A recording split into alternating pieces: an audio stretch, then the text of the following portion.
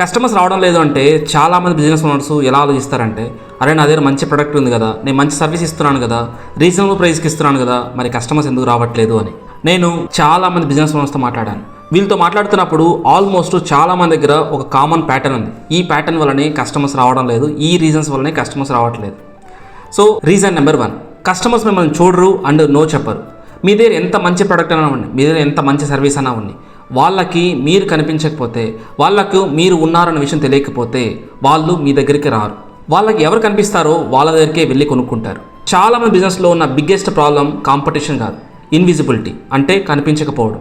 చాలాసార్లు మీ కాంపిటీటర్ దగ్గరికి మీ కస్టమర్స్ వెళ్తున్నారు అంటే వాళ్ళు తక్కువ ప్రైస్కి ఇస్తున్నారు, బెటర్ ప్రొడక్ట్ ఇస్తున్నారు, బెటర్ సర్వీస్ ఇస్తున్నారు, అందువల్లే వెళ్తున్నారు అని అనుకోకండి. మీ కస్టమర్స్కి వాళ్ళు ముందు కనిపిస్తున్నారు, మీరు కనిపించట్లేదు, అందుకే వాళ్ళ దగ్గరికి వెళ్తున్నారు.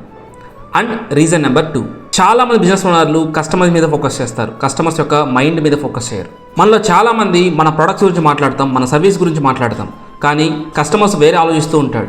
ఈ ప్రోడక్ట్ కొంటే నా ప్రాబ్లం సాల్వ్ అవుతుందా, వీళ్ళదే సర్వీస్ తీసుకుంటే వీళ్ళు బెటర్గా చేయగలుగుతారా, అంటే నాకు రిజల్ట్ వస్తుందా అని కస్టమర్స్ ఆలోచిస్తూ ఉంటారు. కస్టమర్ ప్రోడక్ట్ని కొనడు, రిజల్ట్ని కొంటాడు.